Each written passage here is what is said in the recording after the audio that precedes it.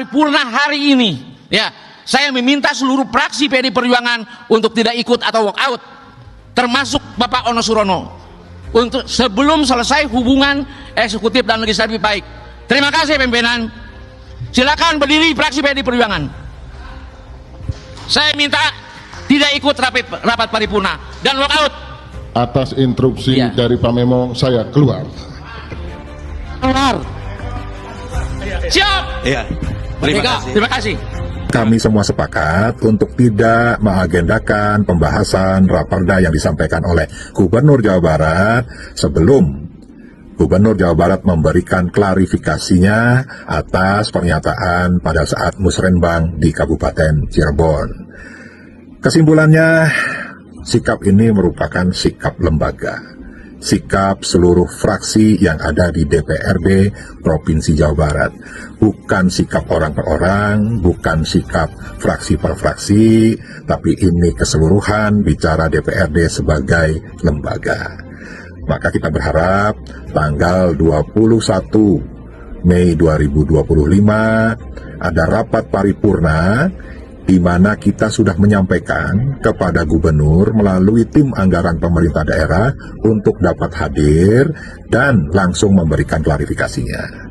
Setelah klarifikasi, kami pastikan langsung kita susun agenda pembahasan, kita susun kegiatan-kegiatan yang intinya membangun Jawa Barat tidak bisa dilakukan oleh gubernur sendiri, tapi juga bersama-sama dengan DPRD.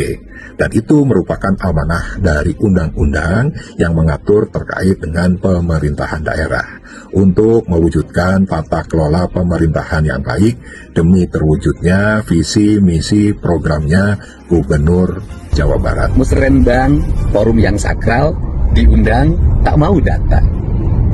Ingin dihargai, tapi tak pernah menghargai. Ingin dilibatkan, tapi tidak pernah mau terlibat. Ngaku berpihak pada rakyat, berjuang untuk rakyat, giliran anggaran dibuat untuk kepentingan rakyat, tak terima, dianggap melanggar konstitusi. Mari kita renungi, kita ini bekerja buat siapa dan untuk siapa. Pemirsa, kita bertemu kembali di Indonesia Lawyers Club. Di tengah banyaknya peristiwa dan isu yang beredar, ada sesuatu yang sangat menarik, yaitu sepak terjang dari Gubernur Jawa Barat Deddy Mulyadi yang juga dipanggil Dembul. Sepak terjangnya ini sebagian ada yang mirip sepak terjangnya Joko Widodo sebelum jadi Gubernur Jakarta dan kemudian sebelum menjadi presiden. Beliau sampai turun ke gorong-gorong.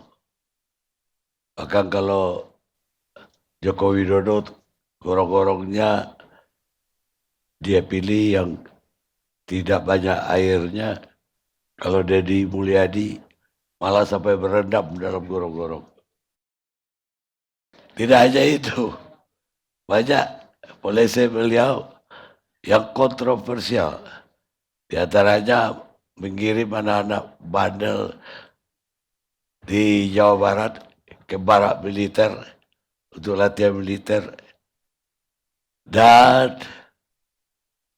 juga yang lain-lain, soal hibah ke pesantren, soal macam-macam. Bahkan beliau juga menjadi berita tiap hari gara-gara beliau sendiri tidak mengandalkan lagi media mainstream. Beliau bikin sendiri tim atau divisi untuk sosmednya. Dan menurut beliau itu lebih efisien karena dengan dana 3 miliar per tahun katanya dia bisa dikenal lebih banyak orang. Sementara kalau dengan media mainstream itu bisa dicapai 50 miliar per tahun gitu. Yang dia mungkin lupa bahwa media mainstream itu fungsinya bukan hanya jadi humas, bukan hanya mempublikasikan pribadi, tapi juga mengontrol atau mengawasi jalannya pemerintahan, bahkan juga terhadap tingkah laku para pejabat yang ada. Ya tapi itulah kontroversialnya Mulyadi. Sebab itu banyak yang bilang tenggelam Mulyono berakhir, terbitlah Mulyadi. Tapi kita bilang dulu Mulyono, kini Mulyadi. Saya mulai dengan Mardiansah Semar, Ketua Umum Rampai Nusantara. Ya, Ini mau kemana sebenarnya gubernur kita ini? Mau calon presiden tapi kepagian saya lihat. terima kasih Pak Karni. Selamat malam semuanya. Tadi di pengantar Pak Karni menyampaikan sepak terjang Deddy Mulyadi di Jawa Barat yang rada-rada mirip katanya langkahnya dengan Pak Jokowi ketika dari wali kota masuk ke Jakarta, lalu jadi gubernur, lalu jadi presiden. Ya walaupun mungkin gorong-gorongnya sama ya, tapi dari segi latar belakang, karakteristik, kalau kita cermati dengan mendalam, justru banyak sekali juga perbedaan antara Pak Jokowi atau Mulyono dengan Mulyadi ini. Dan sesungguhnya memang ketika Pak Jokowi terpilih di Jakarta, kalau kita coba untuk review lagi, bahwa beberapa faktor Jokowi bisa memenangkan pertarungan justru bukan karena memang menggunakan pencitraan sebagai basis utama untuk mendulang suara. Kalau bahasanya Pak Yusuf Kalla di Agustus 2012 lalu ketika Pak Jokowi menang itu, JK itu sampaikan analisa dia kemenangan Jokowi itu karena memang dosa publiknya sedikit dibanding yang lain. Jadi dosa publiknya itu sedikit dibanding yang lain karena dianggap ketika beliau menjadi wali kota di Solo itu berhasil untuk meminimalisir dosa-dosa publik sehingga ketika masuk ke Jakarta banyak juga orang yang menentukan pilihannya itu di bilik suara Pak Karni.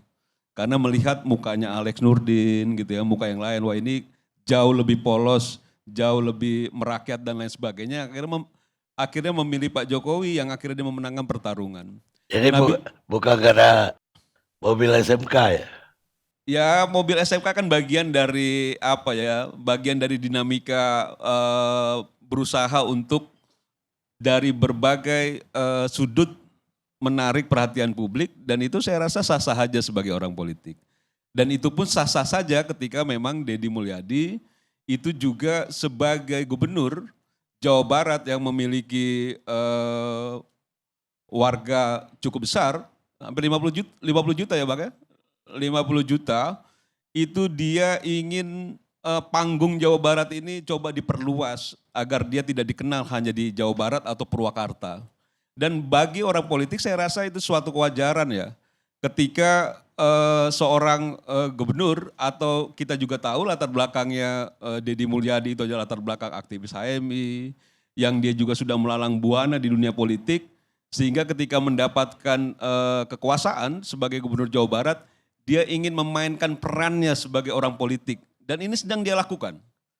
Jadi peran secara orang politik dilakukan semaksimal mungkin oleh Deddy Mulyadi yang kadang-kadang memang akhirnya itu berdampak pada hubungan antara eksekutif legislatif yang sekarang ini juga akhirnya bersinggungan. Dan secara politis ya wajar aja ketika memang Deddy Mulyadi melihat ini kan tokoh yang dianggap kontroversi ya. Dari Deddy Mulyadi itu menjadi bupati di Purwakarta, Pak Karni, seingat saya memang ada beberapa kebijakan juga yang kontroversi. Nah mungkin juga menurut saya Deddy Mulyadi merasa bahwa dengan berbagai kebijakan yang kontroversi itu juga bisa juga menstimulus engagement gitu ya sebagai dia YouTuber dan lain sebagainya Yang itu kita lihat juga bagian dari dunianya Deddy Mulyadi sebelum dia juga menjadi gubernur Jawa Barat saat ini. Jadi memang ada beberapa hal yang akhirnya menyatu di dirinya Deddy Mulyadi terkait dengan bahwa dia sebagai orang politik menjabat sebagai gubernur Jawa Barat yang masyarakatnya 50 juta lebih penduduknya gitu. Dan juga memang dia sebagai orang yang selama ini memainkan peran media sosial melalui YouTube dan timnya, itu yang sekarang juga dimaksimalkan. Jadi kalau misalnya disampaikan oleh Deddy Mulyadi dibanding kita mengeluarkan anggaran besar untuk mensosialisasikan program-programnya, jauh lebih baik dia menggaji timnya, mengkrit timnya dengan baik untuk selalu memberikan visualisasi agar masyarakat tahu apa yang dilakukan Deddy Mulyadi. Nah ini kan menjadi menarik begini, karena pasti banyak orang berpikir bahwa Deddy Mulyadi mulai colong star untuk masuk gelanggang politik nasional. Nah kalau menurut saya, Deddy Mulyadi melakukan hal-hal yang menurut sebagian orang juga itu baik, itu juga ingin juga dia naik, stratanya naik Pak Karni.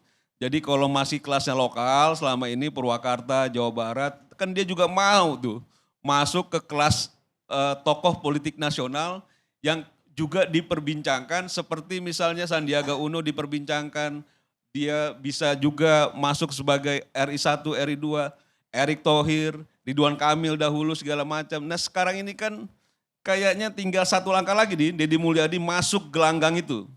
Dan dia akan merebut panggung gelanggang politik nasional itu dengan apa yang dilakukan sekarang.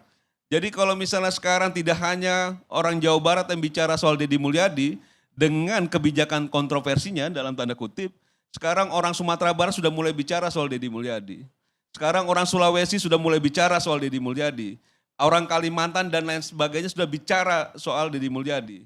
Sehingga tingkatan popularitas Deddy Mulyadi akan merangkak naik. Dan secara politik itu saya anggap wajar-wajar saja. Siapapun yang berada dalam posisi politik seperti Deddy Mulyadi tentu akan menggunakan semua daya yang bisa diupayakan untuk bisa menarik perhatian publik dan juga coba untuk masuk kepada bagaimana publik bisa simpati dan melihat publik kita. Menurut saya ya dari zaman ke zaman selalu publik kita itu senang dengan sesuatu yang cukup fenomenal. Jadi kalau orang tidak berpikir ini siswa-siswa yang nakal ini dimasukkan ke barak sama dia. Mungkin saya juga waktu sekolah dulu bisa masuk ke barak berkali-kali ini saya saking nakalnya gitu ya. Cuman memang itulah karakter yang memang dimiliki oleh Deddy Mulyadi yang mungkin juga tidak dimiliki oleh tokoh politik lainnya. Nah bahwa memang akhirnya ini menjadi polemik, ada yang KPAI misalnya menyampaikan bahwa ini sebenarnya apa yang dilakukan oleh Deddy Mulyadi hanya sifatnya sementara untuk membangun karakter siswa-siswa nakal. Itu soal lain. Bahwa misalnya ada juga soal dinamika antara DPRD Jawa Barat dengan gubernurnya itu soal lain. Tapi bahwa memang ada upaya Deddy Mulyadi untuk menaikkan strata politik dia sebagai tokoh politik nasional, ini yang rasa-rasanya bukan bahwa memang Pilpres di 2029 masih terlalu jauh. Mungkin Deddy Mulyadi tidak berpikir Pilpres 2029, tapi bahwa dia ingin melihat publik Indonesia atau rakyat Indonesia melihat bahwa dia sudah layak masuk dalam jajaran yang diperhitungkan menjadi pimpinan nasional ke depan.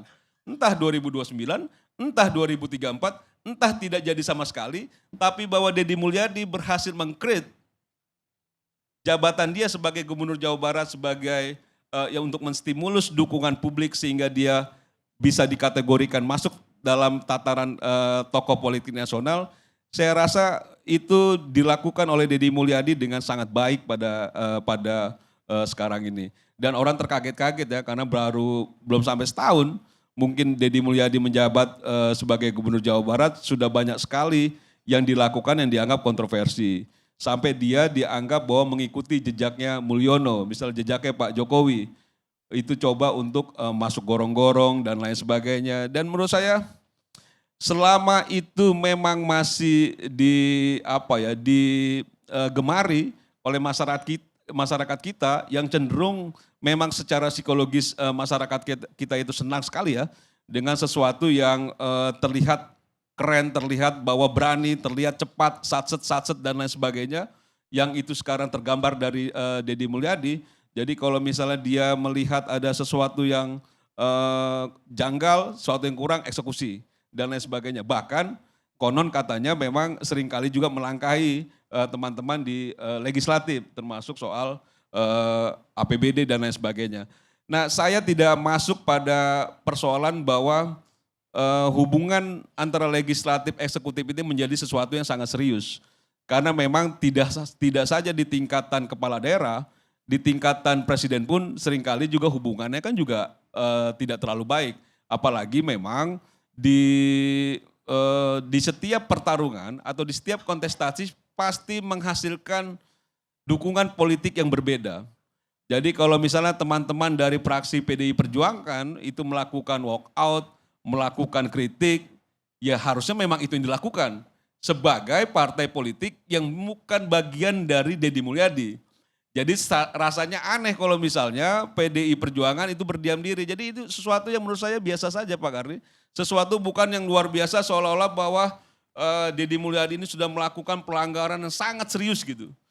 Tapi ini bagian dari dinamika politik kekuasaan yang ada di Jawa Barat. Dan bahwa kita juga memberikan ruang kepada Deddy Mulyadi untuk memperbaiki berbagai hal yang juga dirasakan oleh masyarakat Jawa Barat. Ya itu juga harus kita apresiasi bahwa juga ada beberapa hal. Setidaknya memang ada upaya-upaya cepat dari Deddy Mulyadi untuk mengatasi persoalan-persoalan yang ada di Jawa Barat. Nah persoalan bahwa memang nanti di 2029, 2034 bahwa dia memang akan mengikuti jejaknya Pak Jokowi atau tidak, saya rasa memang tidak bisa juga dibandingkan antara Pak Jokowi dengan Deddy Mulyadi dari segi proses politiknya dan juga karakteristik yang dimiliki kedua orang ini saya rasa agak berbeda. Latar belakang pun berbeda. Kalau misalnya memang dunianya Deddy Mulyadi itu dunia aktivis dulu, dia HMI dan lain sebagainya, masuk partai politik dan lain sebagainya, ya yang kita tahu Pak Jokowi kan memang sebenarnya latar belakang pengusaha yang dia akhirnya beralih kepada politik nasional sampai dia jadi presiden 2 periode. Nah ini soal-soal yang menurut saya penting kita cermati langkah-langkahnya Deddy Mulyadi di Jawa Barat. Bukan berarti juga dia coba untuk merebut politik nasional dalam waktu dekat, misalnya 2029, tapi dia coba untuk mengupgrade dirinya secara politik yang saya rasa sebagai orang politik itu sangat wajar dilakukan. Mungkin saya pun, kalaupun jadi Deddy Mulyadi, saya akan mengerahkan juga potensi yang ada sehingga publik pun tidak sekarang ini kan jangan-jangan kalau sekarang itu terkenal dengan apa itu Bapak Aing kan gitu ya, Bapak Aing ini, Bapak Aing itu, jangan-jangan nanti orang Padang juga ngomongnya Bapak Aing juga ini, oh ini Bapak Aing kan gitu loh, atau jangan-jangan orang di Kalimantan Bapak Aing gitu loh. Nah ini kan soal-soal ya sebenarnya ya bagus-bagus saja secara politik. Nah kalau misalnya memang ada juga tokoh politik yang lain atau gubernur yang lain ingin mengambil perspektif lain dengan metode yang lain, ya silakan juga. Kan gitu loh. Ini kan orang seleranya juga beda-beda. Dan sekarang ini kita apapun yang dilakukan oleh tokoh politik kita selalu ada pro dan kontra Pak Karni. Jadi kalau misalnya sekarang dilakukan oleh Deddy Mulyadi juga ada pro dan kontra, saya masih anggap itu suatu kewajaran dalam dunia politik kekuasaan. Dan sampai saat ini saya tidak melihat kejanggalan yang terlalu serius yang dilakukan oleh Deddy Mulyadi. Jadi saya masih menganggap bahwa ini bagian dari cara Deddy Mulyadi bagaimana mengupgrade diri dia sebagai tokoh politik nasional. Saya rasa itu Pak Karni. Baik, ternyata ya tidak sesuatu yang aneh lah. Satu yang biasa-biasa saja menurut Saudara Mirdiansah Semar. Saya ingin tanggapan dari Wakil Ketua DPRD Provinsi Jawa Barat, Ono Surono. Ya, terima kasih Bang Karni. Memang sangat fenomenal dan menjadi pembicaraan bukan hanya di Jawa Barat tapi di seluruh Indonesia. Jadi kita bangga juga punya gubernur seperti itu. Tapi ada beberapa hal yang ingin saya sampaikan. Yang pertama, setelah dilantik beliau langsung bergerak Kalau tidak salah beliau langsung membongkar satu bangunan di kawasan Puncak yang katanya tidak sesuai lahannya dengan peruntukannya, lalu menyegel 10 bangunan yang lain di kawasan Puncak juga dan satu di Bandung Barat. Dan itu ternyata penyegelan dan pembongkaran itu bukan kewenangan beliau. Itu adalah kewenangan dari Kementerian Lingkungan Hidup. Yang sampai sekarang tidak ada tindak lanjut atau kepastian hukum terhadap 12 bangunan tersebut. Sebenarnya yang diinginkan oleh masyarakat Jawa Barat bahwa kebijakan KDM, nah, selain Bapak Aing sebutannya KDM. Kebijakan KDM ini menyeluruh, komprehensif. Bukan hanya terjadi di kawasan Puncak yang mengakibatkan banjir di Jakarta, di Bekasi, di Depok, tapi juga Kuningan, bicara juga Bandung Barat, Lembang, bicara juga Kabupaten Bandung, Ciwidey, juga kawasan Bandung Utara, dan beberapa kabupaten lainnya termasuk tanah kelahiran beliau di Kabupaten Subang. Telah terjadi alih fungsi yang ugal-ugalan. Lahan perkebunan dijadikan objek wisata, dijadikan villa, dijadikan perumahan, dan sebagainya. Nah, sampai dengan saat ini kami belum mendapatkan kejelasan yang pasti langkah apa yang akan dilakukan di kemudian hari. Yang kedua, beliau menggebrak juga terkait dengan rencana bantuan sosial yang dikaitkan dengan KB pria. Beliau memang tidak menyebutkan vasektomi saat itu. Tapi kami anggap bahwa KB pria itu ya identik dengan vasektomi. Nah, tentunya ini menjadi permasalahan karena kami menganggap bahwa rakyat miskin di Indonesia sudah menjadi tanggung jawab dari pemerintah dan itu amanat konstitusi. Tidak bisa mendiskriminasikan orang miskin berdasarkan syarat-syarat tertentu. Apalagi misalnya pemaksaan kontrasepsi itu bertentangan juga dengan tindak pidana kekerasan seksual. Yang kedua, undang-undang yang mengatur terkait dengan keluarga berencana itu pun ditentang juga. Belum lagi terkait dengan hak asasi manusia dan ulama. Karena apa? Karena 3 kali fatwa ulama melalui MUI itu menyatakan dari tahun 79 kalau tidak salah sampai 2009 3 kali mereka melakukan sidang menyatakan bahwa vasektomi itu haram.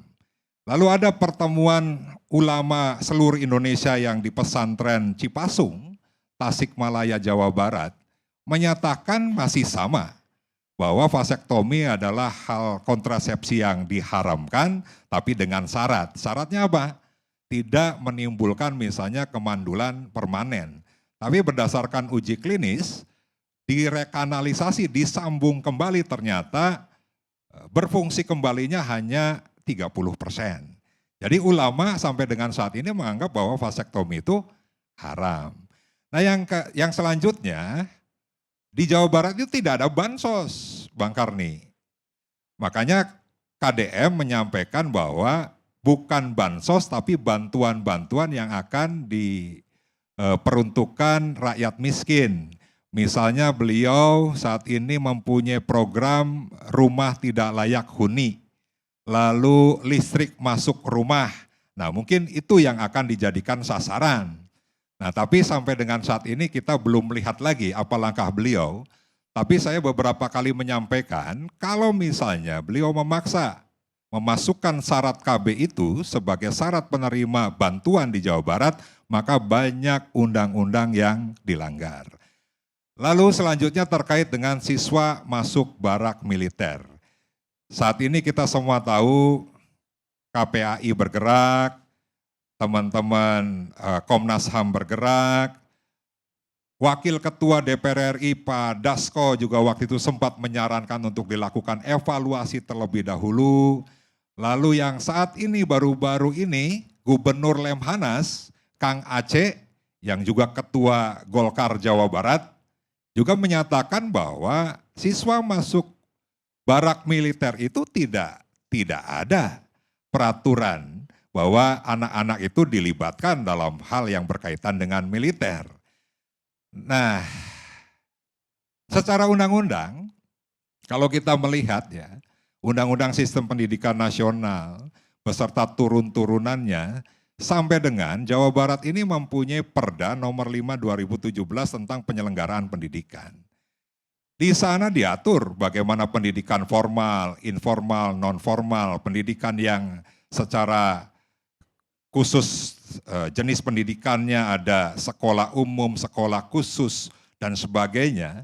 Maka Perda nomor 5 ini ada turunannya juga, yang khusus mengatur terkait dengan pendidikan kepada anak yang berkebutuhan khusus. Perdanya nomor 92 tahun 2019 tentang standar pelayanan minimal penyelenggaraan pendidikan khusus, di mana di sana sudah diatur secara spesifik bahwa sekolah khusus itu diperuntukkan untuk anak yang berprestasi dan anak yang mempunyai kekurangan. Salah satu hal yang kekurangan itu selain disabilitas, ya, di sana ada tunarungu, tunadaksa dan sebagainya, ada tunalaras. Tunalaras itu ya mungkin diperuntukkan untuk anak-anak yang tidak bisa berinteraksi secara nasional, berinteraksi secara sosial, ya berdasarkan emosinya. Korban narkoba juga di situ diatur. Maka pemerintah provinsi harus membentuk sekolah luar biasa. Baik yang berbentuk sekolah luar biasa, SLB, maupun SD luar biasa, SMP luar biasa, SMA, SMK luar biasa, dan juga ada sekolah khusus yang penyelenggaraannya secara inklusif di SMA dan SMK. Nah, sehingga dari situ pun sebenarnya sudah terlihat menurut saya bahwa KDM ini tidak memprioritaskan dulu peraturan perundang-undangan yang di tingkat provinsi yang sebenarnya sudah mengatur secara khusus terkait dengan anak-anak yang berkebutuhan khusus tersebut. Tiba-tiba beliau menindaklanjuti MOU antara Gubernur Jawa Barat dengan Kepala Staf Angkatan Darat. Ya, MOU-nya berbagai macam, ada di bidang infrastruktur, di bidang irigasi, di bidang electricity dan sebagainya, dan mungkin tindak lanjut dari itu, ya kerjasamanya ya pada akhirnya masuk ke pendidikan terkait dengan anak-anak yang berkebutuhan khusus. Lalu ditindaklanjuti juga dengan MOU antara Kepala Dinas Pendidikan Jawa Barat dengan Pangdam 3 Siliwangi. Nah, sehingga sampai dengan saat ini ya masih diperdebatkan, tapi beliau jalan terus dari yang rencananya 6 bulan sampai 1 tahun ternyata hanya 2 minggu. Dan kemarin kita bisa melihat tayangan di media sosialnya beliau, lulusannya dihadirkan pada upacara Hari Kebangkitan Nasional, mereka berbaris, mereka mengibarkan bendera yang dinarasikan bahwa pendidikan di barak militer selama 2 minggu itu cukup berhasil. Padahal ada sisi-sisi lain, ada yang pernah menyampaikan misalnya hasil kajian, hasil penelitian, anak-anak yang berkebutuhan khusus atau dibilang bandel, baong gitu kan, pada saat masuk barak, tidak juga mengurangi kenakalan mereka. Nah, sehingga ya tentunya siswa masuk barak militer dengan anggaran 6 miliar ya, yang rencananya untuk 2.000 orang, terakhir kami mendengar sudah menghabiskan 3,2 miliar. Dengan jumlah peserta kemarin yang 272 orang. Lalu terakhir mungkin terkait dengan pergeseran APBD atau perubahan peraturan gubernur tentang penjabaran APBD sebagaimana dijalankan sesuai dengan Inpres nomor 1 2025 tentang efisiensi dan juga surat edaran Mendagri nomor 900.1 tertanggal 23 Februari 2025. Intinya pemerintah daerah wajib melakukan efisiensi terhadap anggaran-anggaran yang bersifat rutin seperti misalnya rapat, seminar, FGD, lalu perjalanan dinas, lalu kegiatan-kegiatan yang tidak mempunyai output yang jelas, kegiatan-kegiatan yang tidak berhubungan dengan pelayanan publik. Nah, itu bisa diefisiensikan. Nah, hasil efisiensi itu ada 5,1 triliun dari total 31 triliun. Nah, untuk apa saja? Di surat edaran itu diperuntukkan program-program yang sesuai dengan asta citanya Pak Prabowo. Yang di situ meliputi misalnya infrastruktur, pendidikan, kesehatan, penanganan stunting, stabilisasi inflasi, dan sebagainya.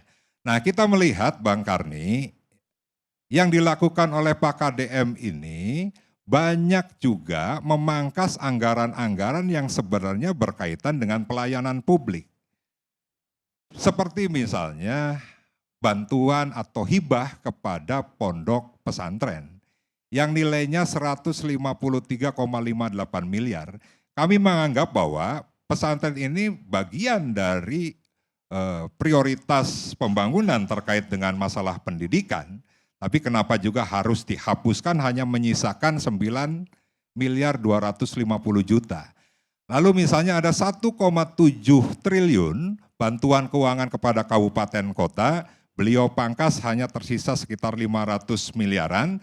Nah, 1,2 triliun ini terdiri dari kegiatan-kegiatan yang sebenarnya juga berkaitan dengan asta citanya Pak Prabowo.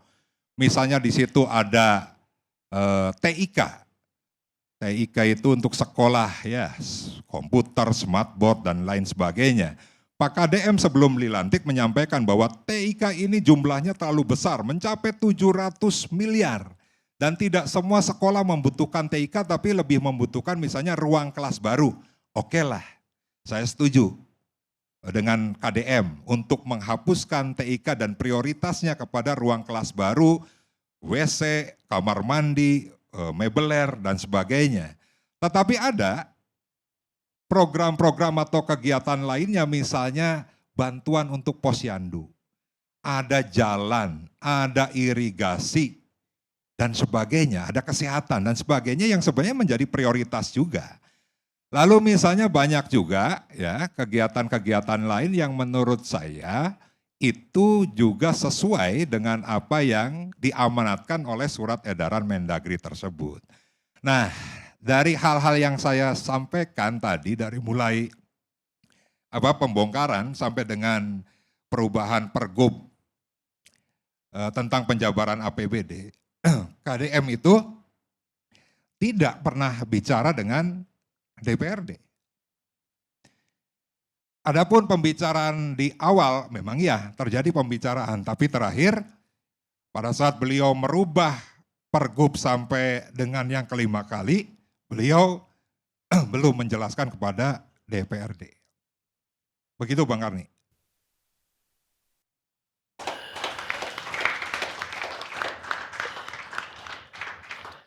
Jadi susah ditebak ya. Mau kemana ini Mulyadi?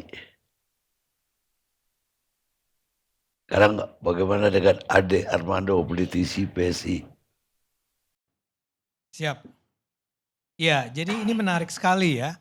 Menilai, saya termasuk orang yang mengagumi Kang Deddy Mulyadi ya. Saya juga sudah buat beberapa konten di YouTube channel saya untuk bicara tentang kenapa kita butuh Deddy Mulyadi. Tapi saya mulai dengan begini dulu.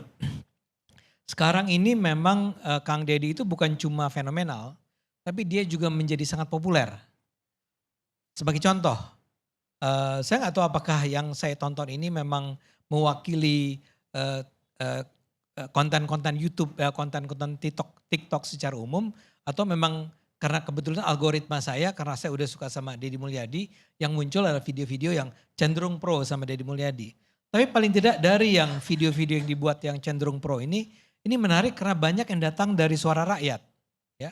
Jadi ada orang-orang masyarakat biasa yang bilang bahwa ini dari luar Jawa, dari luar Jawa Barat, yang bilang bahwa Kang Deddy atau saya minta Pak Kapolri tangkap aja lah Kang Deddy itu, tangkap kirim ke daerah saya, misalnya daerah Aceh katanya. Ganti pimpinan orang Aceh itu, karena Kang Deddy lebih kami butuhkan. Dari Jawa Timur juga ada orang yang berdiri di depan jalan yang atau daerah yang longsor. Dia bilang, ini nih di sini udah 1 bulan ini longsor ini nggak diperbaiki. Saya minta Kang Deddy ke sini deh. Karena saya yakin kalau Kang Deddy ke sini longsor ini segera dibereskan. Begitu juga ada yang minta agar bahkan Ibu Hovifah yang saya juga hormati, itu dikatakan diganti aja lah sama Kang Deddy. Bu Hovifah ini terlalu banyak berpantun ya. Dan ada cuplikan Bu Hovifah lagi pantun gitu ya. Terus dari Jakarta, Kang Deddy inilah gantian sama Pak Pramono. Soalnya Pak Pramono kalau banjir itu cuma lihat dari kejauhan katanya, naik helikopter. Ya kan dulu ada tuh videonya itu ya. Yang Rano Karno naik kapal. Perahu karet ya. Kalau Kang Deddy kan memang kebetulan video-video yang muncul itu, saya nggak tahu ini video baru atau video lama ya. Dia betul-betul ada di tengah-tengah air kan, sampah segala macam. Jadi suka nggak suka, orang tuh lagi terpesona memang dengan Kang Deddy Mulyadi ini.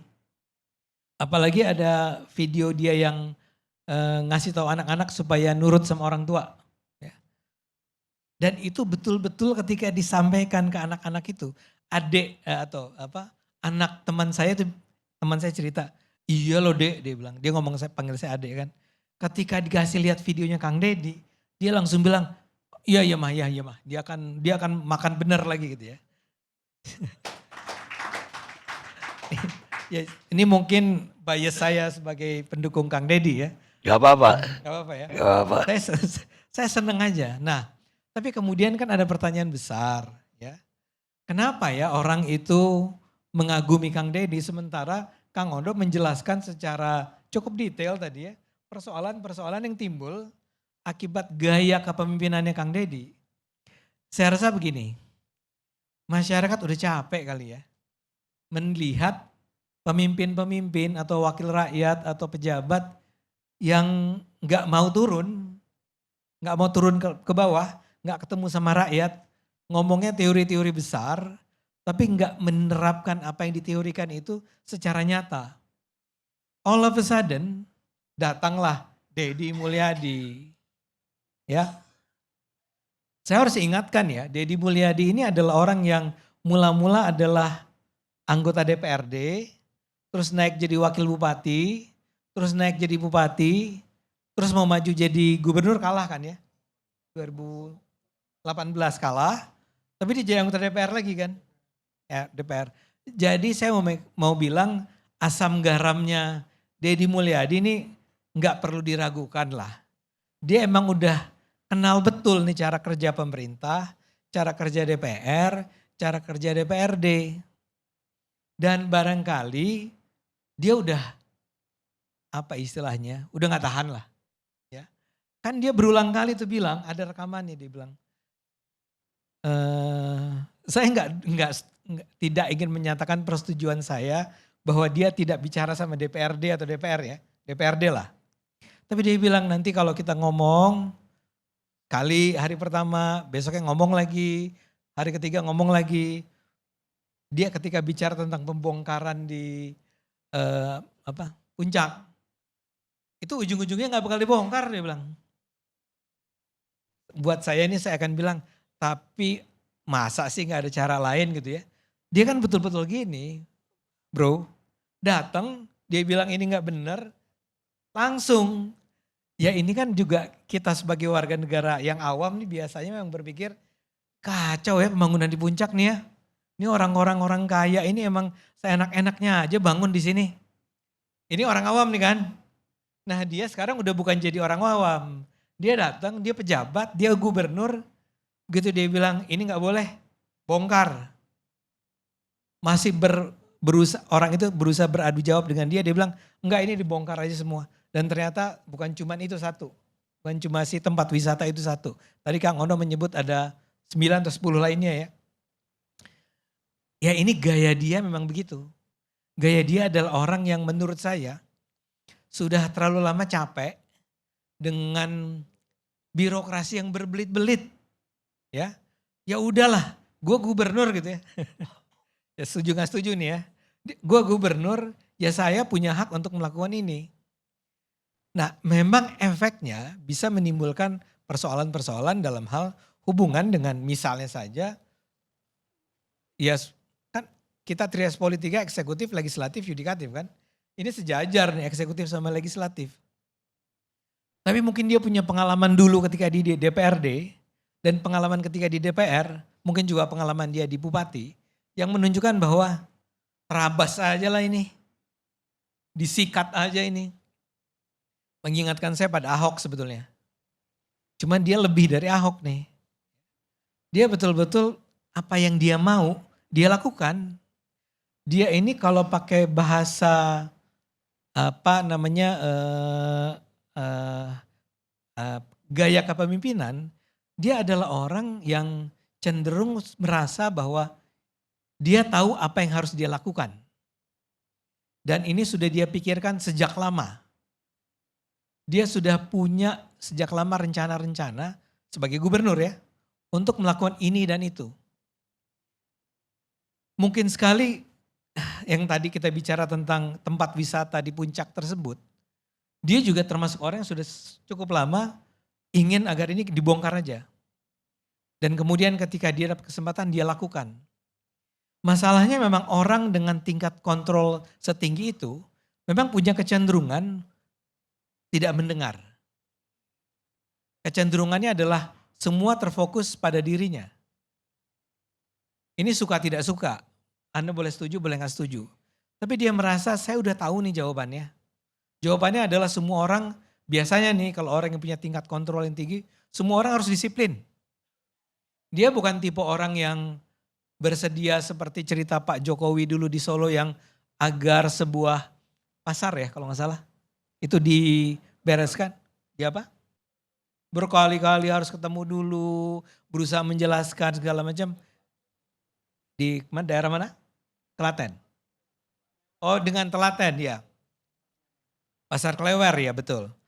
Kalau Dedi memang nggak kayak Jokowi, kan tadi saya setuju sama Anda.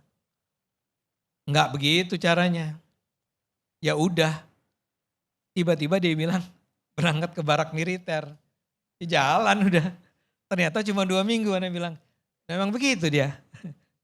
Kita akan siap-siap saja menghadapi orang yang cara memimpinnya memang begitu.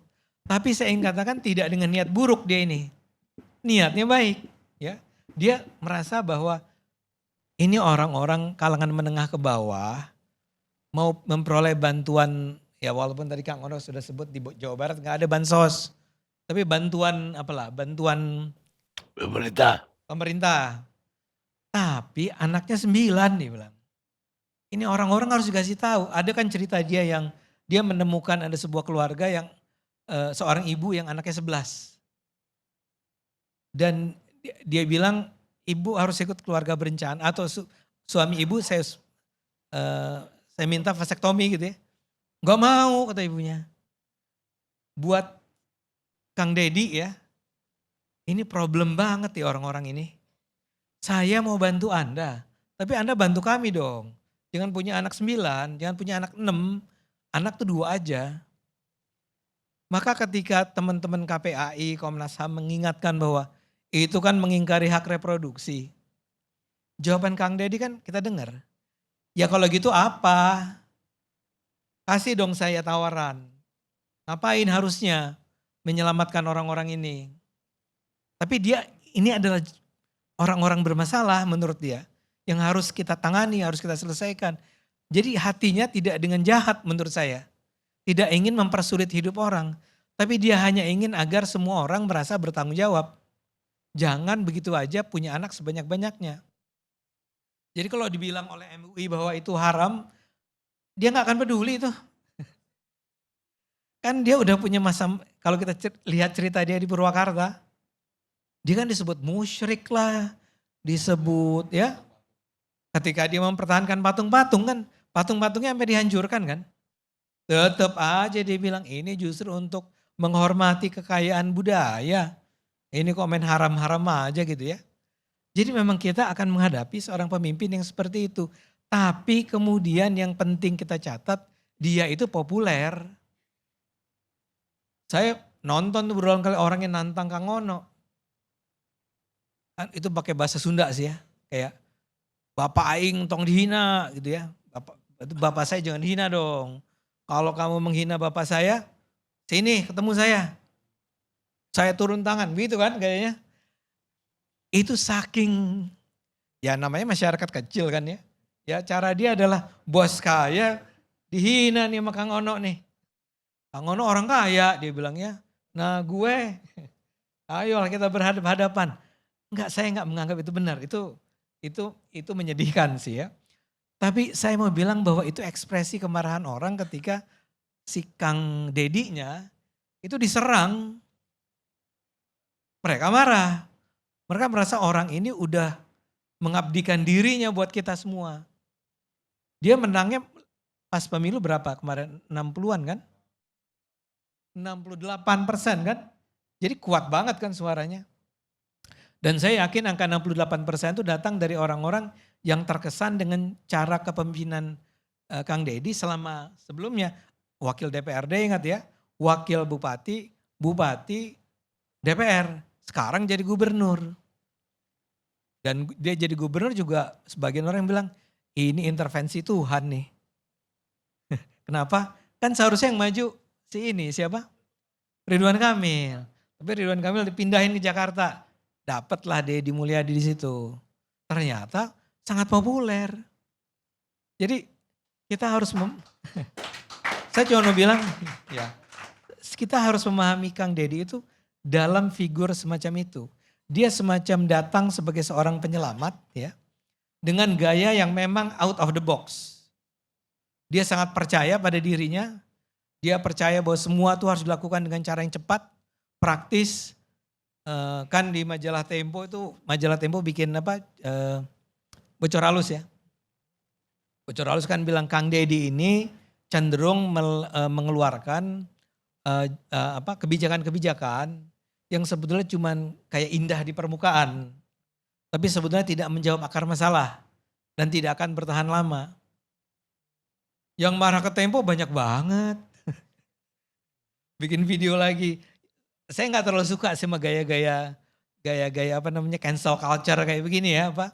Mengutarakan kemarahan lewat medsos, marah-marah. Tapi memang mungkin gini, majalah Tempo dan juga Komnas HAM dan juga KPAI ya namanya, itu menurut saya cenderung elitis. Misal bicara tentang hak reproduksi gitu ya. Ya menurut saya buat masyarakat umum sih, what the gitu ya. Apa sih ini ngomong hak reproduksi? Ini udah jelas-jelas kok ini untuk bantu kita. Begitu juga dengan kebijakan-kebijakan lainnya. Dari dulu betul kata Anda, dia itu kontroversial. Dia pernah melarang orang pacaran ya.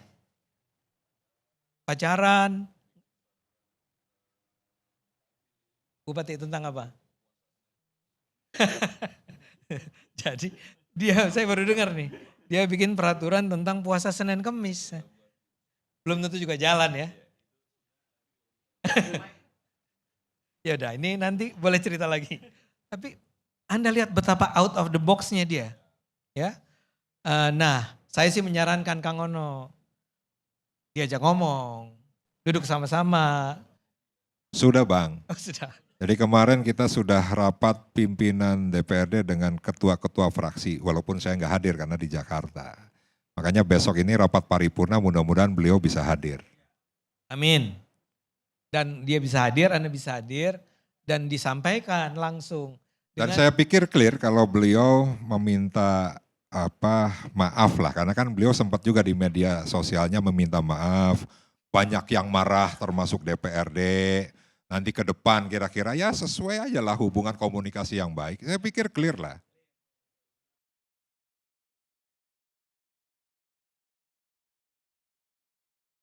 Berarti benar Pak Karni, tadi kan di awal saya bilang ini biasa aja, dinamika legislatif dengan DPRD dengan gubernurnya. Itu tadi Kang Ono sampaikan, besok paripurna, jadi kalau misalnya Kang Dedi atau KDM tadi dibilang Bapak Aing, jadi kalau misalnya memang besok minta maaf ya sudah clear. Jadi maksud saya bukan sesuatu yang sangat serius kan soal itu.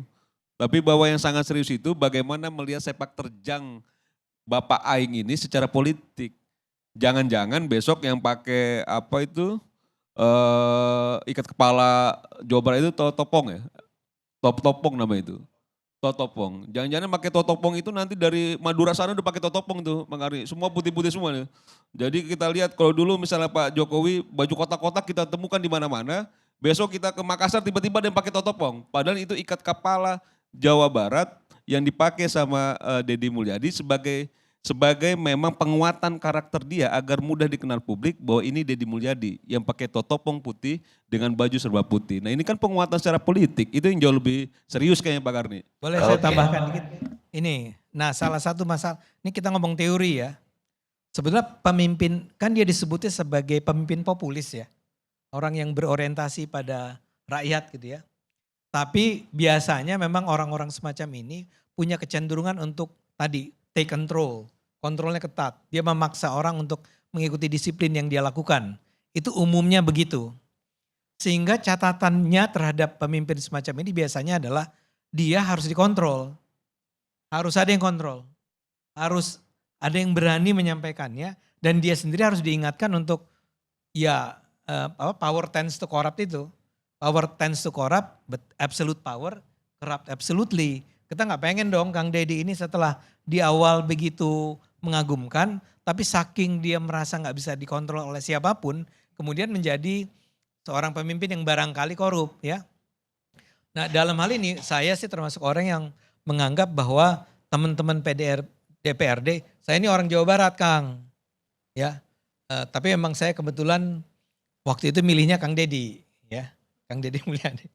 Karena ya tentu saja kenapa dia. Nah tapi apa yang dilakukan oleh PDIP dengan walk out, menurut saya apa iya itu pilihan yang paling bijaksana lah. Ya Bang gini, kan disampaikan juga oleh juru bicara fraksi PD Perjuangan. Apabila gubernur tidak membutuhkan DPRD, maka kami walk out kan gitu. Karena sebelumnya KDM menyampaikan bahwa ya tadi buat apa diskusi dengan DPRD dan bukan hanya sekali itulah. Dan memang selama KDM ini bergerak, memang para pendukungnya ini memframing bahwa DPRD ini ya tidak bisa apa-apa kan gitu. KDM lari 10 langkah, nah DPRD baru 1 langkah kan itu. Nah makanya memang gini, pada saat walkout itu menjadi akhirnya pembicaraan publik nasional, paling tidak PD Perjuangan ingin mengingatkan bahwa gubernur ini tidak bisa sendiri. Toh buktinya pada saat beliau ingin menyampaikan terkait dengan pembahasan peraturan daerah, toh dengan DPRD juga. Nah sehingga ke depan seyogianya setiap pengambilan keputusan sesuai dengan peraturan perundang-undangan harus melibatkan DPRD, ya dilibatkanlah. Seperti misalnya masalah tadi perubahan peraturan gubernur ya. Memang di SE itu cukup diberitahukan kepada pimpinan DPRD. Tapi pada saat itu pimpinan meminta rekapitulasi rincian hasil efisiensi dan rincian hasil realokasi yang sampai dengan saat ini belum diberikan. Jadi menurut saya dengan KDM yang gercep seperti itu tidak juga meninggalkan regulasi yang mengikat beliau sebagai kepala daerah. Gitu Bang Ade. Baik. Ya, kita baru nonton. Jadi kalau dibilang tadi bahwa ini apa tindakannya itu yang paling baik menurut Ade Armando, ya kita lihat perjalanan ke depan. Jangan kita terkelabui. Kenapa? Karena politisi dan pesulap itu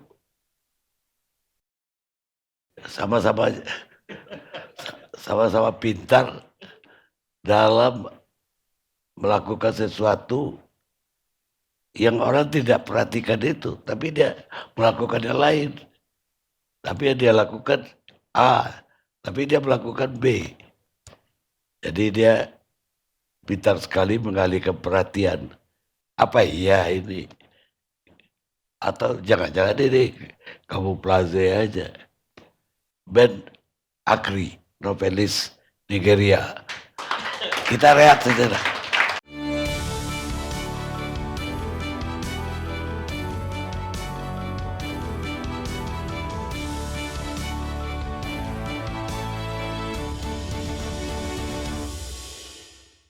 Pemirsa, kita lanjutkan diskusi kita. Sekarang betul, gilirannya Rudi S. Kamri, praktisi komunikasi publik. Baik, terima kasih Bang Karni. Terima kasih juga, selamat malam para teman-teman narasumber. Saya disclaimer dulu bahwa saya itu sebetulnya awalnya penggemar KDM. Pada saat beliau muncul di Purwakarta, menjadi wakil gubernur, wakil bupati, kemudian jadi bupati, saya melihat orang ini yang menarik. Seorang yang mempunyai style kepemimpinan yang unik waktu itu. Nah, tapi begitu waktu berjalan sampai menjadi anggota DPR gitu ya, beliau begitu mengintervensi kasus Vina begitu dalam gitu ya.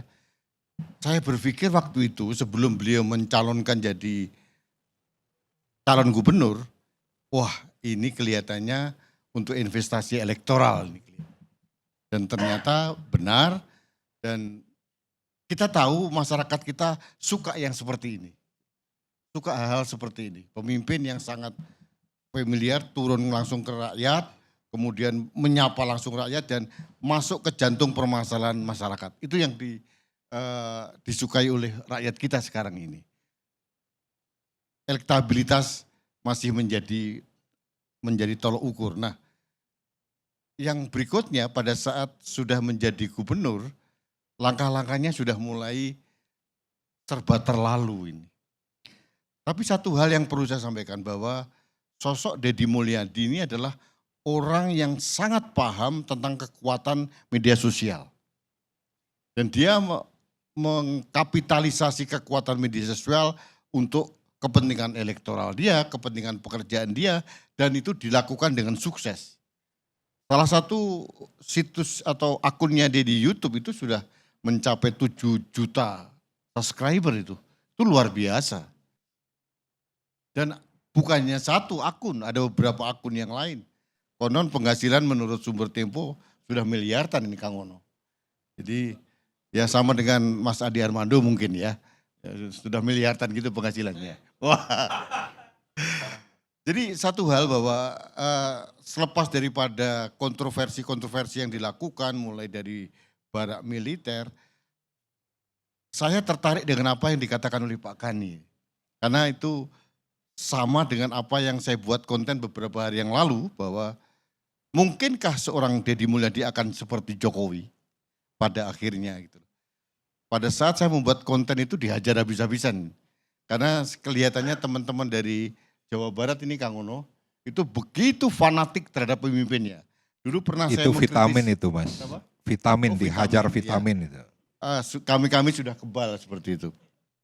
Pada saat kami dulu mengkritisi Ridwan Kamil pun juga sama. Sampai akun Instagram saya diserbu habis-habisan, akhirnya gone with the wind, hilang. Tapi itu salah satu fenomena menarik dari teman-teman saya di Jawa Barat. Sama juga dengan pendukung KDM ini. Pada saat padahal saya tidak mengkritisi, hanya mengkhawatirkan. Gitu ya. Jangan sampai dia layu sebelum berkembang. Karena ini baru berapa bulan, belum ada 100, sudah 100 hari enggak? Belum 100 hari. Jadi jangan sampai dia pemimpin yang sangat potensial ini layu gitu. Tapi itu pun saya diserang habis-habisan. Ini Rudi S. Kamri dibayar Ono Surono. Wah, saya malam ini mau nagih dia ini. Padahal saya belum pernah ketemu, baru malam ini ketemu Kang Ono Surono ini. Tapi itu gak apa-apa. Artinya begini, yang ingin saya sampaikan bahwa kekuatan media sosial itu benar-benar dimanfaatkan oleh Deddy Mulyadi dengan segala cara. Dengan menabrak semua aturan, menabrak semua pakem-pakem yang ada gitu loh. Saya kemarin mencermati bahwa saya setuju dengan Kang Mardiansah Semar ya, bahwa hubungan antara eksekutif dengan legislatif itu dinamika biasa. Saya melihat walkoutnya PDI Perjuangan ya biasa-biasa saja.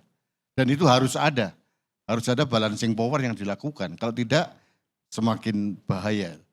Sebagai praktisi komunikasi publik saya melihat bahwa tipikal pemimpin seperti Deddy Mulyadi itu memang narsis, agak narsistik kelihatannya. Dia akan selalu pengen menjadi sorotan publik.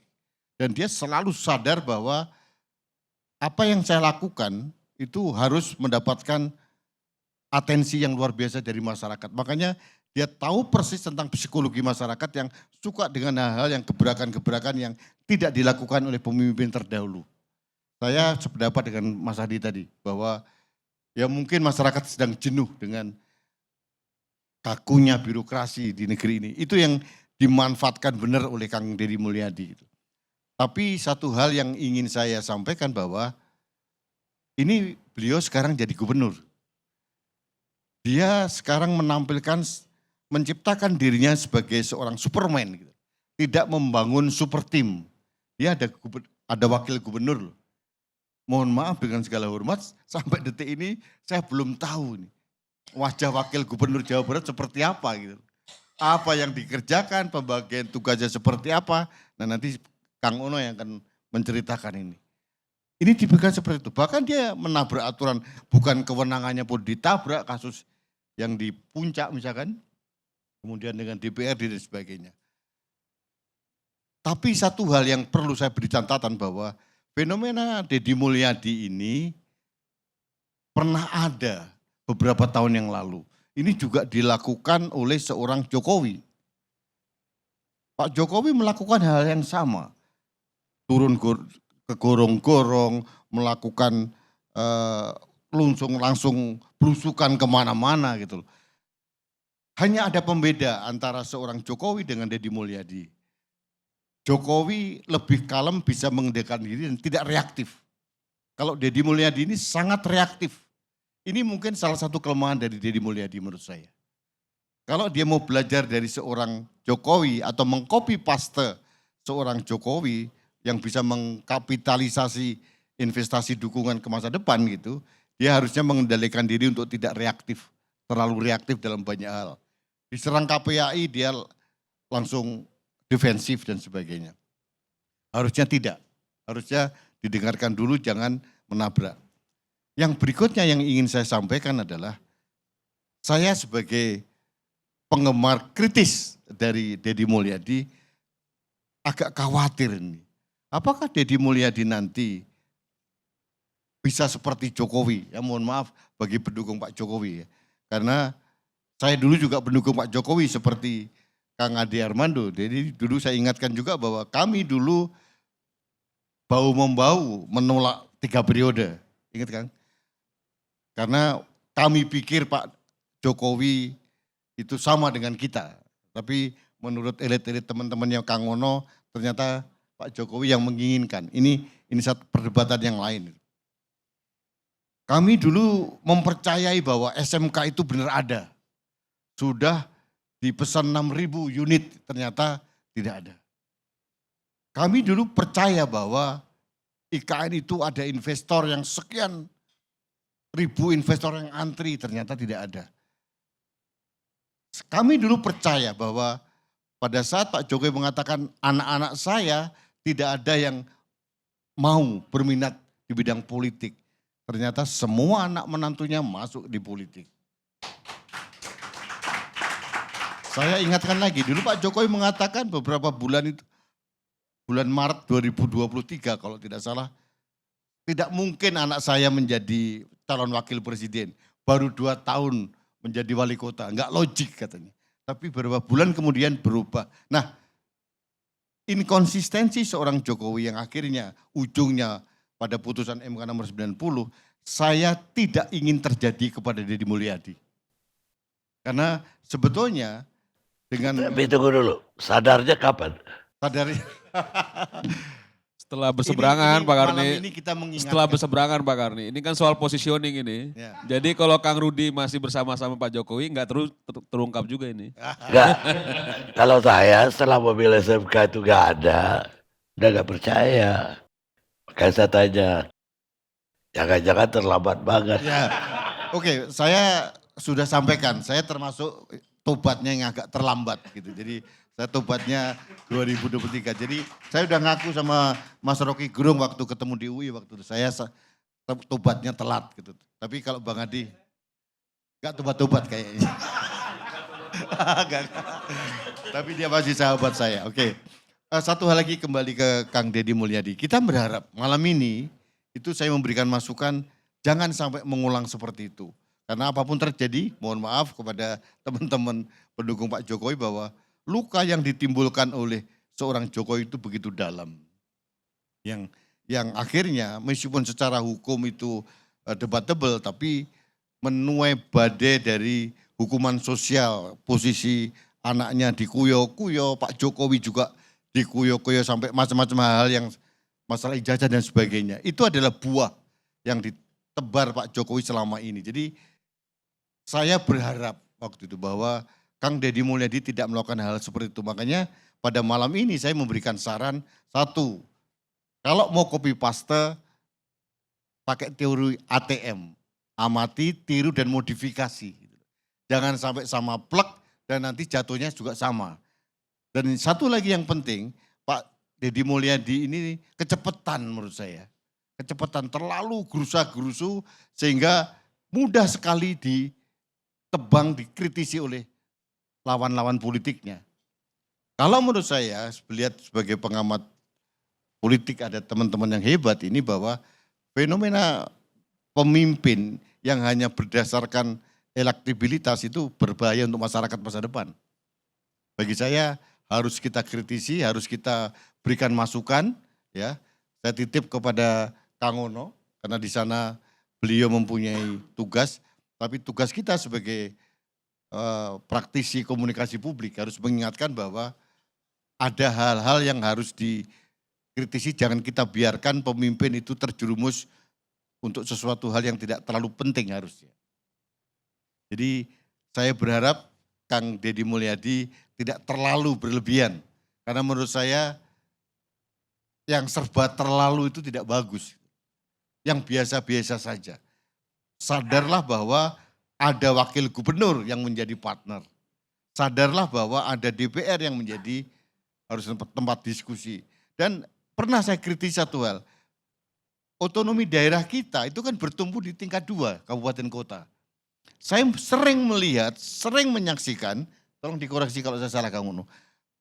Kang Deddy ini terlalu masuk pada wilayah-wilayah di kabupaten kota yang seharusnya adalah kewenangan bupati atau wali kota gitu. Kasus Bogor misalkan.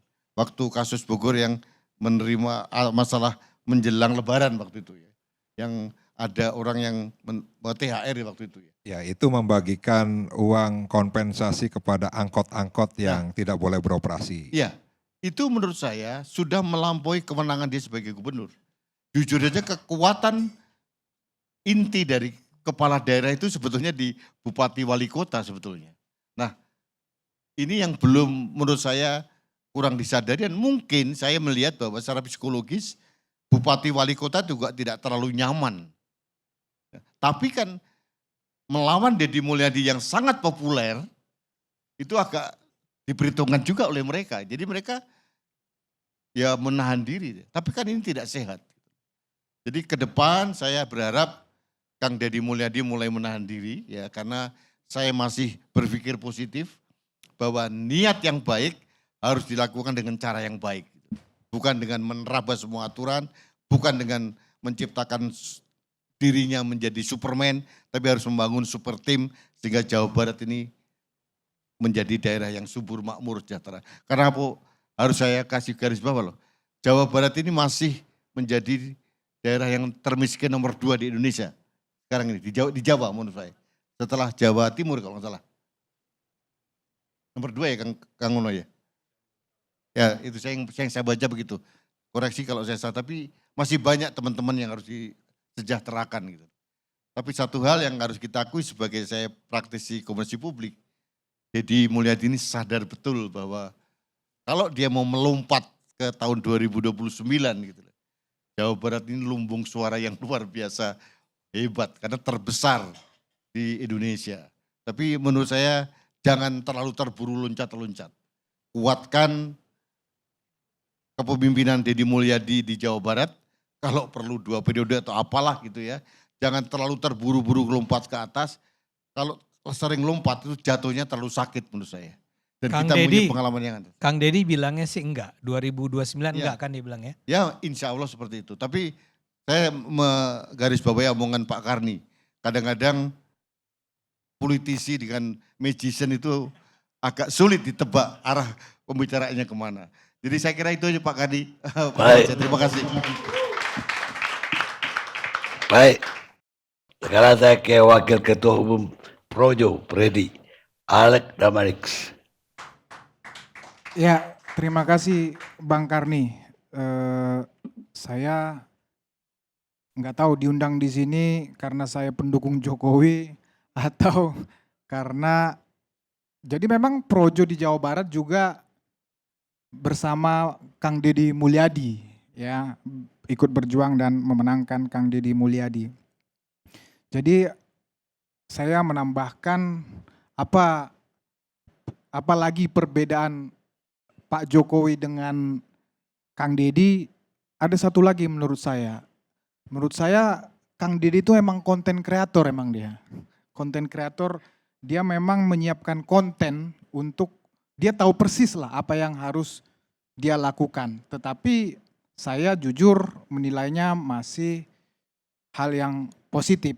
Ya, jadi sejak dia sebelum jadi gubernur, katakanlah itu memang disiapkan untuk beliau menjadi gubernur.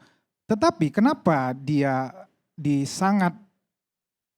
disukai, fenomenal, dicintai rakyat sebelum waktu dia menjadi anggota DPR, memang sudah langsung ya, katakan konten-kontennya itu memang langsung bersentuhan dengan rakyat ya. Jangankan seorang pejabat seperti Kang Deddy ya, konten-konten di TikTok, di medsos yang bagi-bagi uang saja itu rame banget ya, yang suka. Apalagi seorang pejabat datang tiba-tiba bagi duit kepada nenek-nenek, kepada anak yang tidak sekolah, dipanggil disekolahkan. Jadi beliau tahu persis ya apa yang disukai oleh masyarakat. Nah, setelah beliau jadi gubernur ya, ini konsisten, beliau konsisten dan sama, tahu persis. Jadi apa yang duluan disentuhnya, saya lihat ibu-ibu ini, Bang Karni. Ya, pertama ibu-ibu ini, kalau saya nggak salah waktu itu kebijakan termasuk itu loh, yang nggak boleh studi tour itu loh. Itu kan sangat senang itu ibu-ibu yang katakanlah ekonominya terbatas anak-anak sekolah itu ya, Bang Karni. Jadi sangat senang. Kemudian ya yang sekarang, zaman sekarang kan membesarkan anak, mendidik anak itu kan ya makanya laku tuh parenting itu Bang Karni. Jadi apa ya, dengan Kang Deddy bicara tidak menggunakan handphone ke sekolah, dilarang, itu kan menjadi kebijakan ya. Ya. Bahkan di tingkat pusat saja kita belum berani untuk itu. Tapi Kang Deddy ini nih orang tua ini banyak yang mentok dengan penggunaan handphone ini, penggunaan TikTok, medsos ini oleh anak-anak, kan begitu. Kang Deddy langsung mengeluarkan peraturan. Kalau di sekolah nggak boleh. Demikian juga sepeda motor, kan begitu. Jadi ini kebijakan-kebijakan yang langsung bersentuhan ya, ibu-ibu senang, kan begitu. Kemudian, nah yang bicara tadi pembersihan kali termasuk Puncak, kemudian bangunan-bangunan di bantaran kali di Bekasi dan lain-lain, itu momentumnya pas setelah Jakarta dilanda banjir yang begitu dahsyat, datang seorang Deddy Mulyadi dengan hero-nya itu ya, Puncak dibenerin, Bekasi kali-kalinya bangunan semua diberesin, semua orang wow gitu loh. Ya, tidak jelas Kang Deddy ini ya kalah, Pak Jokowi kalah atraktif dengan Kang Deddy nih. Ya kalau tadi Bang Ade ngomong Ahok, bahkan ya Ahok itu udah atraktif, apalagi Pak Jokowi masih kalah memang kalau dari sisi atraktifnya. Kemudian nah ini tadi juga tentang membina anak, seperti saya katakan ya Bang Karni ya, ini apalagi anak-anak remaja, ini orang tua banyak sekali kewalahan. Ya banyak sekali kewalahan mendidik anak-anak remaja ini. Jadi ketika dikeluarkan kebijakan bawa ke barak, ya tentu Kang Deddy juga pinter kan, nggak sekonyong-konyong langsung ditarik dibawa ke barak, enggak kan. Dia minta persetujuan itu orang tua, sehingga argumen apapun menyerang beliau, dia tinggal jawab, itu disetujui orang tuanya kan begitu kan. Jadi dia backup dirinya. Tapi yang paling penting adalah orang tua itu merasakan manfaatnya. Anaknya dididik di barak, oke lah mungkin ada 1-2 case, tapi Kang Deddy kan bilang, ya Kang Deddy bilang ini tidak akan berhenti di dalam berapa ini 2 minggu, 3 minggu, akan 6 bulan, ya 1 tahun akan dipantau terus. Ini semacam wajib lapor kepada mereka itu ya, diberikan wajib lapor. Saya rasa ini juga kebijakan yang menarik menurut saya, makanya persis tadi banyak daerah-daerah lain itu ya pengen menduplikasi seorang Kang Deddy ini menjadi kepala daerah di tempatnya masing-masing. Semua udah sekarang gila-gila Kang Deddy, Kang Deddy, Kang Deddy. Ada Bang Rocky Gerung ini, ibu-ibu semua udah ngomong begitu. Kang Deddy anak saya gitu loh.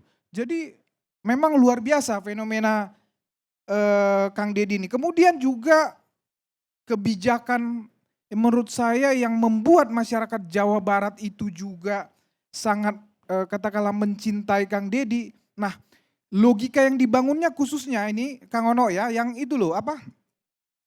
Membangun jalan infrastruktur yang disesuaikan dengan PAD dari PKB. Logikanya kan nyambung ya. Jadi berapa pajak kendaraan bermotor itu, udah lu balikin dong bangun jalan kan begitu. Jangan lu buat kemana-mana apalagi buat dana buat anggaran rapat-rapat. Jadi oh iya masyarakat dihitung-hitung, wah selesai nih jalan se-Jawa Barat kalau kita gunakan apa pajak dari kendaraan bermotor itu untuk membangun jalan atau infrastruktur se-Jawa Barat ini. Nah kemudian yang mau tadi juga saya juga sempat berpikir seharusnya seorang gubernur memang setahu saya memang tidak bersifat komando ya kepada kepada bupati maupun wali kota. Cuman saya lihat lagi itulah pintarnya Kang Deddy ini. Jadi substansi-substansi yang dia kritik, yang dia sampaikan atas kepala-kepala daerah tingkat 2 itu, ya itu kembali tadi, substansinya benar dan disukai masyarakat. Contoh, ya kayak Luki, ya melanggar peraturan pula dia kan, jadi dibenarkan oleh masyarakat. Jadi sekali lagi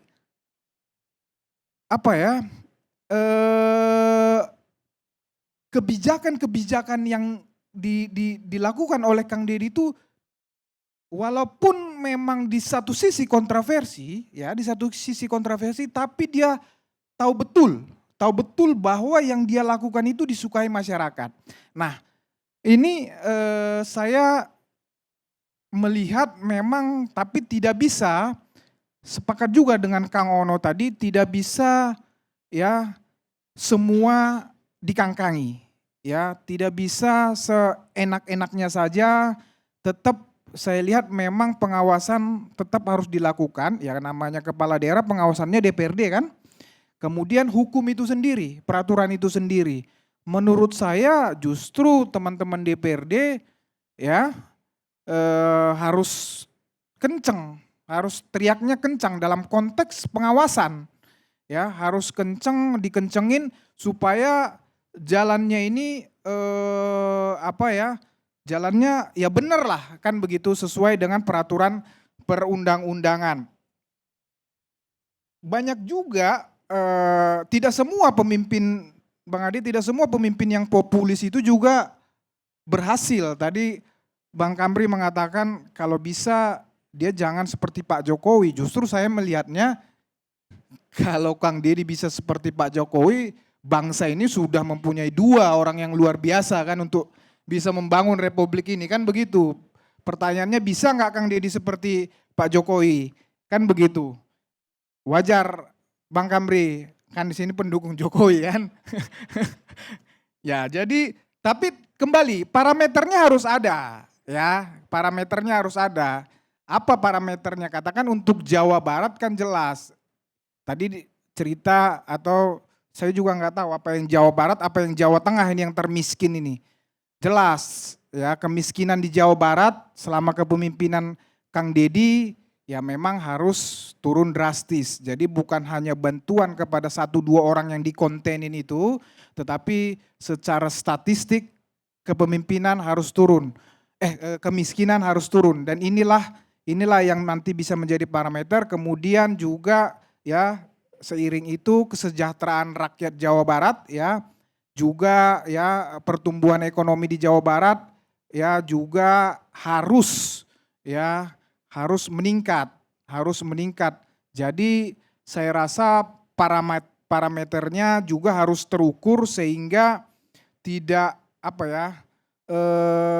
untuk mengkritik Kang Deddy itu seperti saya bilang tadi, selain memang karena itu kewenangan DPRD dan peraturan perundang-undangan, jadi masyarakat juga harus dicerdaskan dengan parameter-parameter yang saya bilang tadi itu. Jadi jangan hanya mengkritik tapi tidak substantif, tapi kritiklah Kang Deddy dengan silahkan misalnya bisa diperbandingkan, kan banyak bisa Kang Ono tadi udah banyak lah menyampaikan, tapi sampaikan kepada publik logika yang masuk akal ya, yang justru bisa men-challenge kebijakan katakanlah kebijakan jangka pendek Kang Deddy. Demikian dari saya, Bang Karni, terima kasih. Baik, sekarang kita dengarkan Rocky Gerung.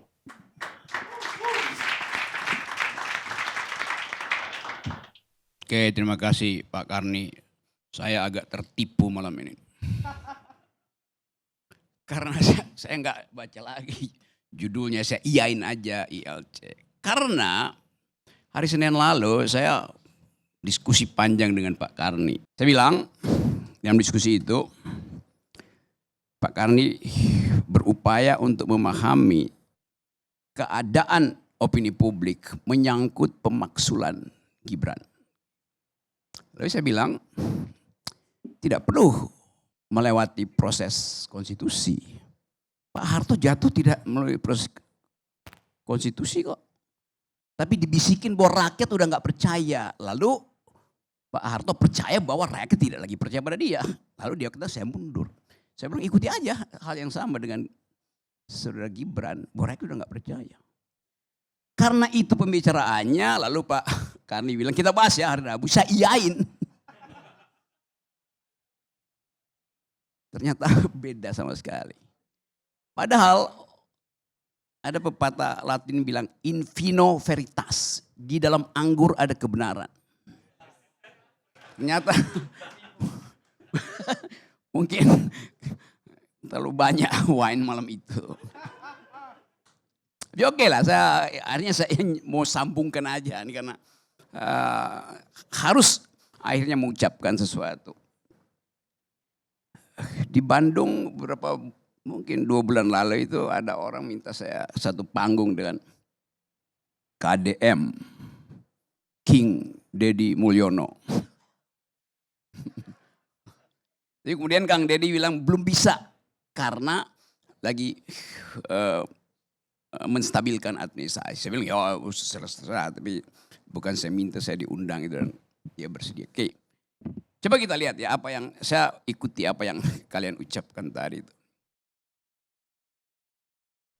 Saya tidak ingin bicara soal watak, strategi, kemampuan membangun public opinion dari Kang Deddy. Karena pada akhirnya pembandingnya cuma Mulyono.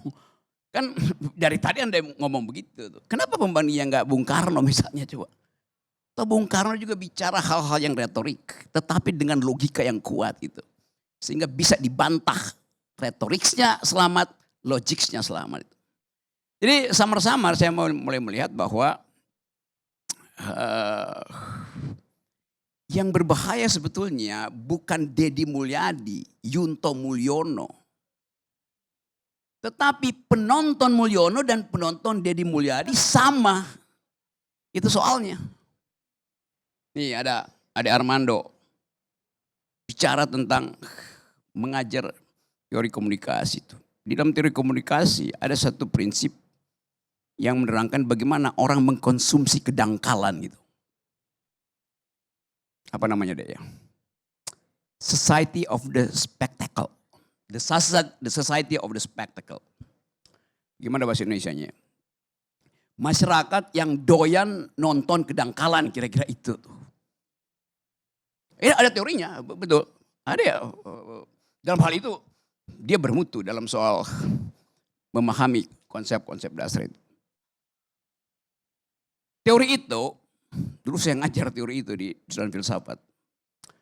Itu bagian dari critical studies yang disponsori oleh pikiran-pikiran Marxisme itu kiri. Yang menganggap bahwa ucapan, penampilan itu komoditas. Jadi kita lagi menonton orang jualan komoditas yang namanya penampilan. Apa istilah tadi? Visualisasi, bukan visi. Di situ bedanya. Kita nggak dapat. Visualisasi Jokowi sampai sekarang seluruh rakyat Indonesia tahu. Gorong-gorong, kesederhanaan. Tapi visinya orang nggak ingat. Deddy Mulyadi juga dimulai dengan problem yang sama. Tadi teman-teman pendukung Deddy Mulyadi mengatakan, yang penting visualisasinya bisa menghemat anggaran. Oh bagus. Tapi dalam politik orang mau ukur, visualisasi itu demi apa kalau visinya dangkal. Mengirim anak ke barak itu dangkal. Barak itu didisiplinkan tubuhnya. Kalau kita belajar teori-teori disciplinary society oleh Michel Foucault misalnya. Fungsi barak militer mendisiplinkan tubuh. Bukan mengajak orang berpikir itu. Apa istilahnya deh? The docile body. Tubuh yang didisiplinkan, yang ditekuk, dibentuk. Anak itu nakal karena kreativitasnya bertumbuh. Diperlukan pedagogi. Yang dihasilkan oleh Deddy Mulyadi ada demagogi itu. Kirim ke barak itu. Kenapa enggak Gibran dikirim ke barak?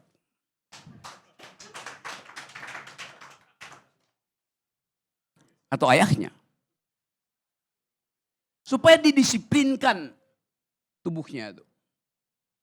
Kan pikiran gak bisa didisiplinkan.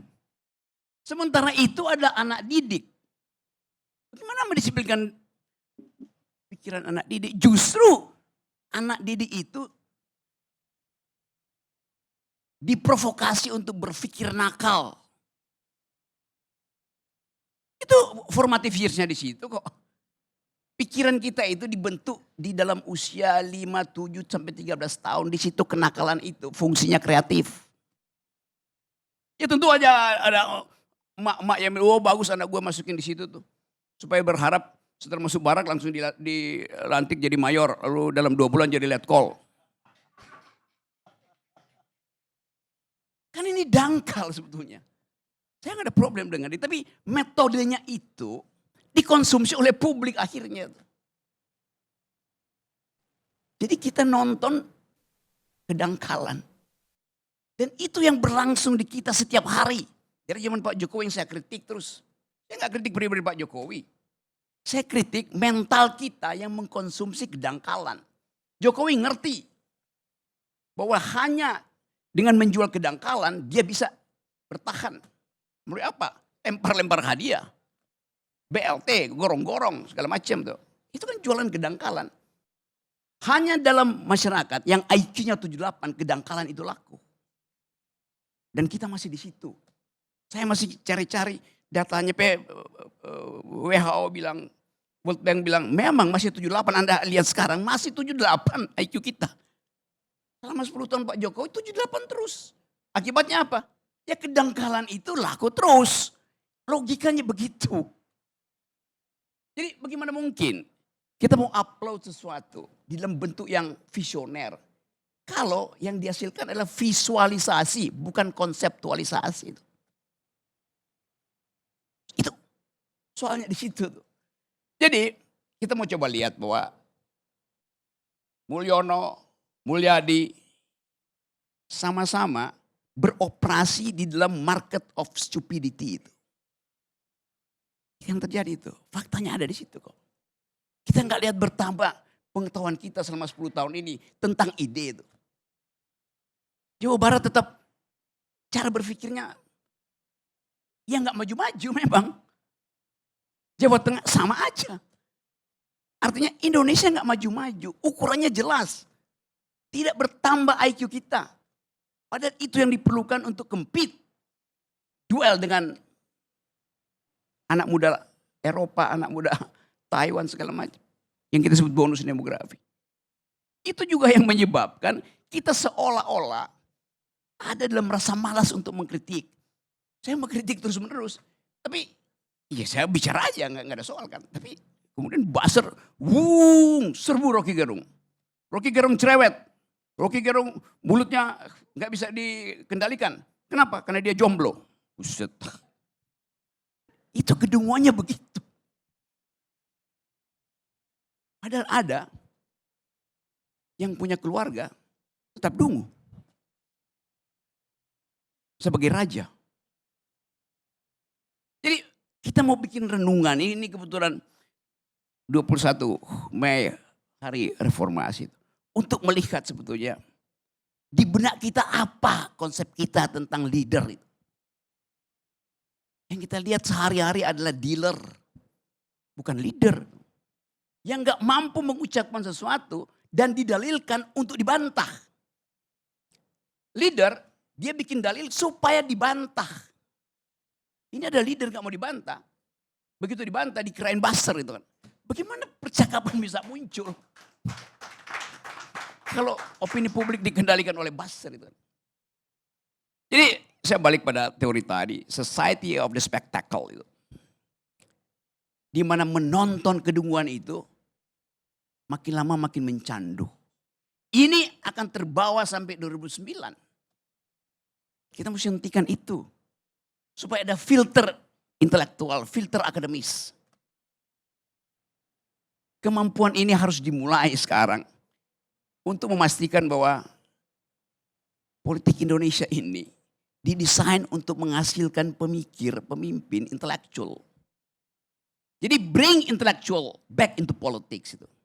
Kembalikan, bukan orangnya, kembalikan cara berpikir intelektual itu ke dalam politik. Hanya itu yang memungkinkan kita mendorong negeri ini untuk compete di tingkat global kan. Lihat diplomat-diplomat kita tuh, buta huruf, bertengkar di forum-forum internasional, setiap kali saya ada di forum internasional, buset, memalukan. Panggil Deddy Mulyadi, bertengkar di forum internasional. Oh enggak, Deddy Mulyadi cuma mau jadi pemimpin Indonesia 2009. Tanggung. Artinya takut bertengkar di forum internasional. Sama dengan Jokowi, takut bertengkar di forum internasional. Dan kita diledek sebagai bangsa yang tidak bisa berpikir karena melihat 1-2 orang tidak mampu berpikir internasional. Dan itu adalah prinsip pars pro toto. Sebagian dibebankan pada keseluruhan. ILC masih berpikir kok. Walaupun dia undang orang-orang yang gak bisa berpikir. Tapi faktanya ILC tetap ada. Jadi kita mau asuh bangsa ini, kembalikan bangsa ini dengan pikiran. Pendiri bangsa ini orang yang berpikir. Bung Karno dengan penuh retorika bicara. Berkali-kali kita lihat bagaimana kemampuan logika Bung Karno itu dibungkus dengan retorika yang bagus. Yang di kita semuanya retoris, tanpa logik.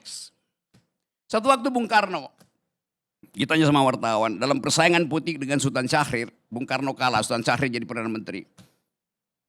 Pasti jengkel Bung Karno. wartawan sodorin. Mike. Bung, Anda kalah. Bersaing dengan Sultan Syarif. Kata Bung Karno, seperti rotan. Saya tidak patah. Saya hanya melengkung. Dia tahu dia kalah. Tapi dia mampu mengucapkan, saya tidak patah karena saya rotan, saya hanya melengkung itu. Terangkan itu pada Gibran. Terangkan itu pada Mulyono. Terangkan pada Deddy Mulyadi. Mampu nggak dia ucapkan itu? Dia bilang, saya nggak mau ngomong. Buzzer saya yang akan serbu kalian punya opini. That's stupid itu. Nah, kepastian-kepastian ini yang kita berternak kedunguan. Tapi kita harus ucapkan lebih dari itu. Oke, silakan beternak kedunguan. Tapi konsumsilah itu untuk dirimu sendiri. Jangan pamerkan ke publik. Jadi sekali lagi, itu yang ingin saya ucapkan. Yang salah saya mengerti. Karena ternyata forum ini ada tentang KDM. Bukan tentang Fufu Fafa. Terima kasih.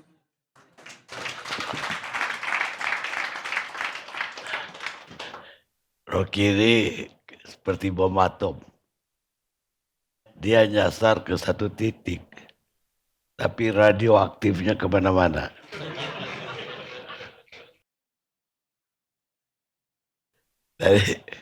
Jadi memang satu hari saya bilang kita akan main Fufu Fafa. Tapi ternyata isu itu tenggelam akhir-akhir ini. Jadi terpaksa kita berubah.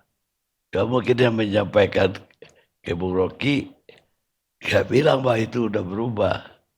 Fufu Fafa terpaksa ditunda dulu. Karena kegawatan 21 Mei pun tidak terjadi pada hari ini. Sehingga kita terpaksa nyari lagi apa yang tersisa. Deddy Mulyadi. Tapi begini, pemirsa. Popularitas itu tidak seharusnya jadi kriteria untuk memilih politisi dalam sebuah pemilu. Sebab kalau popularitas jadi ukuran, maka Donald Bebe akan duduk di Senat Amerika. Kata Wallace, produser film Amerika. Kita ketemu ALC yang akan datang.